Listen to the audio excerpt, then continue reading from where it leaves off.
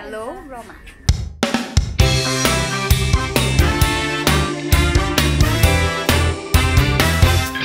Buongiorno.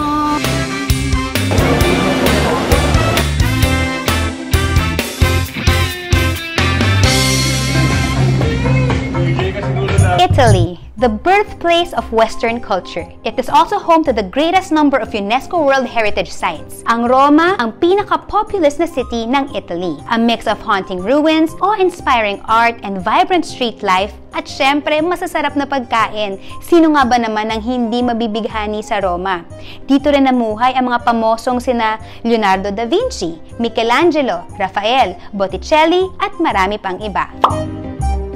We're taking the subway to go to the historical section of the city.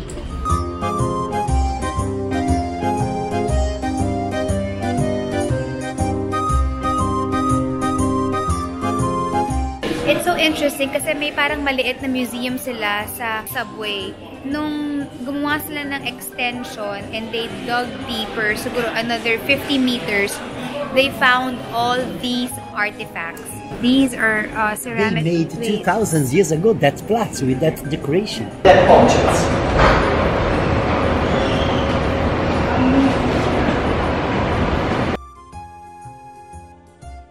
It's just a subway, not a museum. But you stay in Roma.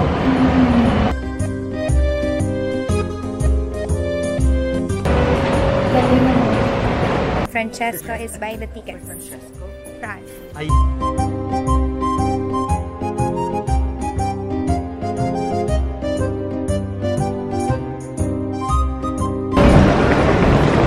Gutom naman sa pa-pizza ni Mayor.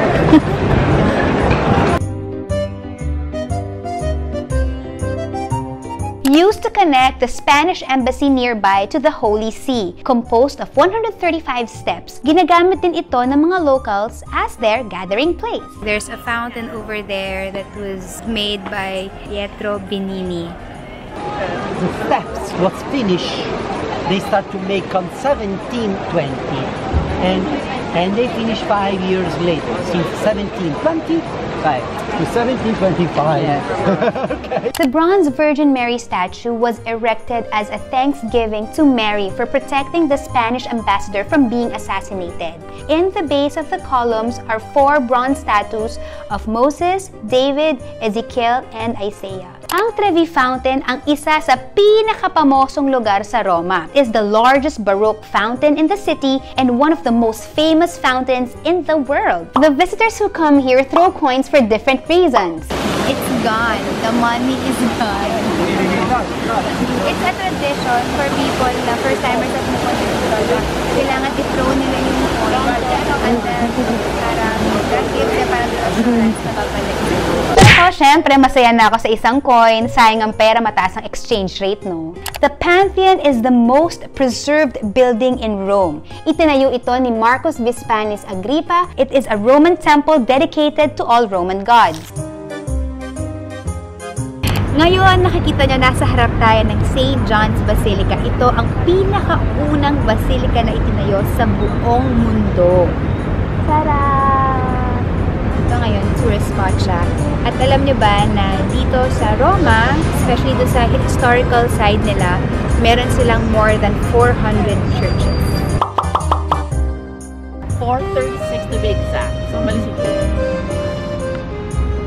Sabi ko naman more than sabi pasok pa rin yun. Roman architecture is so bongga talaga in terms of scale and magnificence. Pero alam nyo guys, very practical, strong, and well-engineered. Kaya naman it has stood the test of time. Ang Roman Forum. Dito sa Roman Forum nyo makikita ang sentro ng syudad ng ancient Rome, kung saan iba't ibang importanteng mga Roman buildings ang itinayo. It became the center for religious and secular spectacles and ceremonies. Marami din kayo makikitang temples and monuments na nakatayo dito. Ito ay itinayo ng gobyerno para kay Emperor Constantine as liberator of the city and bringer of peace. So now, this door was built 1,700 years ago. They're closing it now. It's the original door from 1,700 years. And as you can see, these are purple granite It costs thousands of dollars per square inch.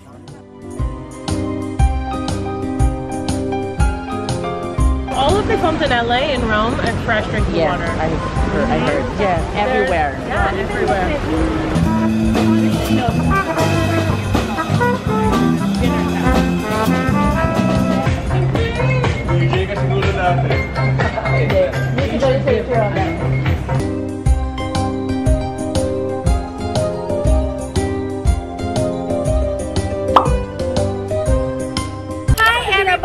So we are currently outside the Vatican Museum, and the Vatican Museum is the 5th largest museum in the world. Inside the museum is a collection of different art pieces amassed by popes and important Roman sculptures and also important art pieces from the Renaissance world.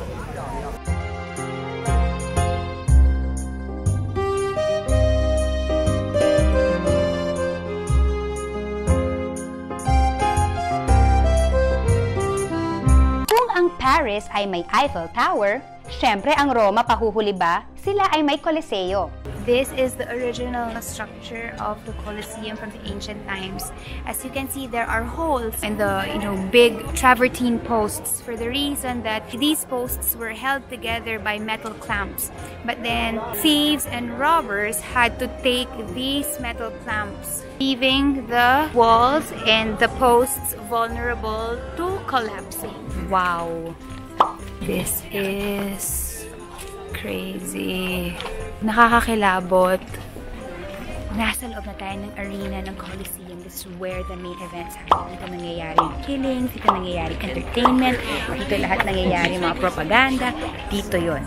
This is the Golden Gate or the Winner's Gate, and on the other side is the Loser's Gate. This is they take all the dead bodies of the gladiators, the people, the animals, and then on the other side, lahat ng mga nanalo, and then there's a fountain outside kung saan wina-wash off ng gladiator yung blood. And then under the arena, meron siyang stand kung saan inaabsorb yung blood ng mga gladiators na nasugatan or namatay.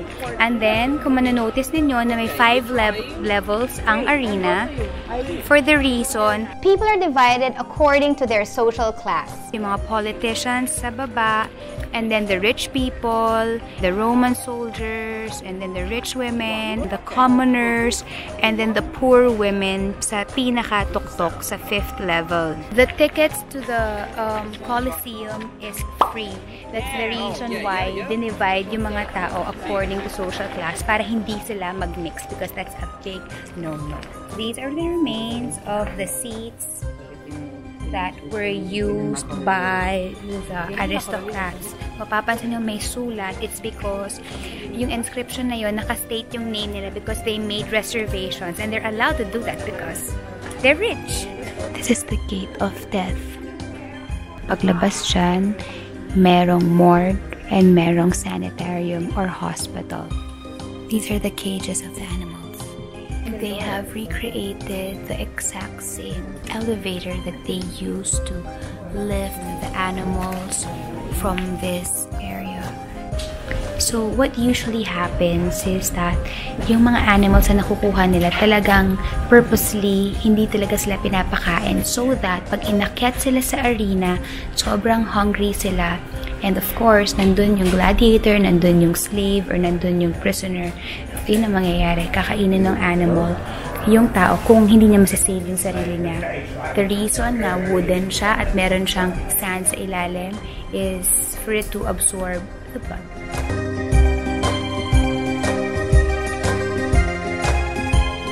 Hi everybody! So we just left Roma and we are on our way to Siena.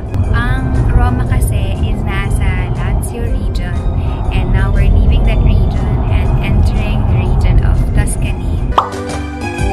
Siena is a small, romantic place at mas kakaunti ang tao. Kilala ang Siena for its cuisine, arts, museum, medieval cityscape, and a horse race held every year. We are now in a small town called San Gimignano. It's 1,000 years old.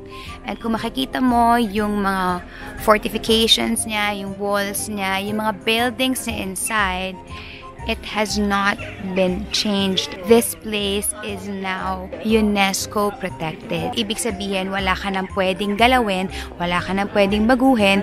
Ang dapat lang is to preserve this beautiful city.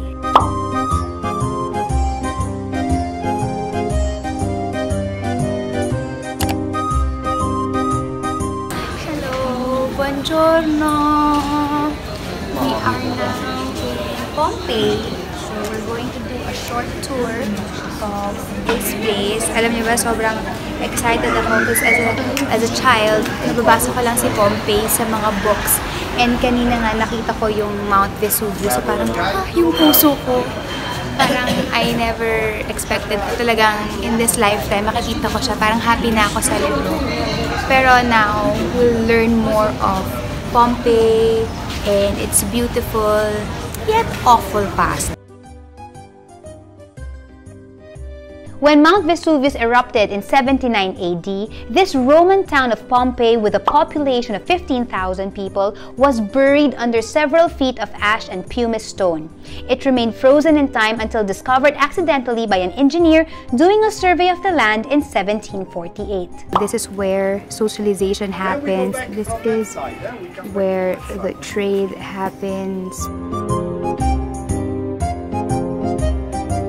These spots are used for trade, for trading goods. Siguro ang laman dyan, malamang olive oil, wine, and fish oils, etc.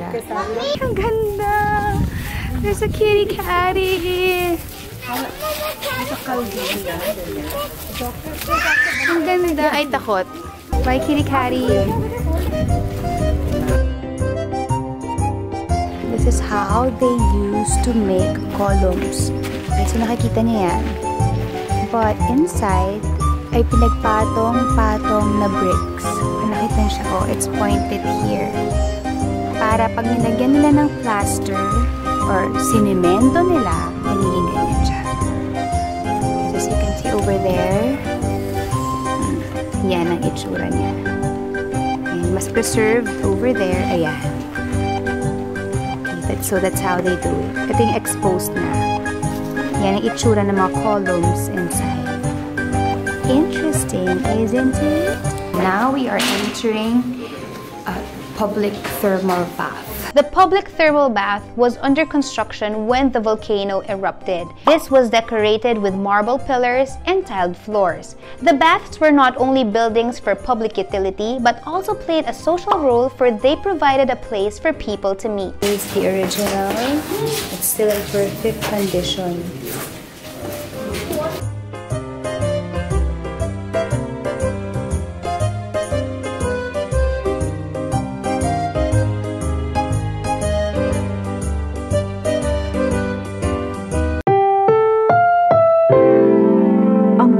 Ito ay rated SPG. Striktong patnubay at gabay ng magulang ang kailangan. Maaaring may masiselang tema, lengguwahe, karahasan, sexual, horror o droga na hindi angkop sa mga bata.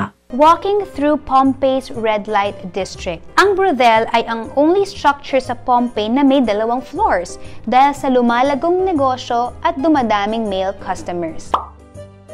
Being in Pompeii can give you a glimpse of how the ancient Romans lived, from brothels to indulging in public baths, luxurious living, and booming economy dahil malapit sila sa port.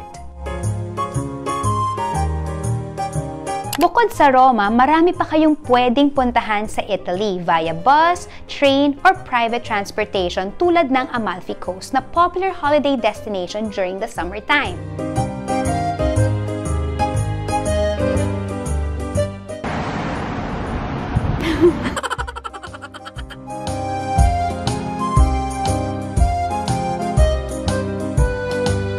A trip to Rome is really about indulging on art and culture. Pero syempre, hindi natatapos dyan ang lahat dahil hindi makukumpleto ang Roman experience natin kung hindi tayo makakatikim ng authentic Italian food. Abangan yan sa next episode ng Jody Santa Maria PH YouTube channel. Ciao!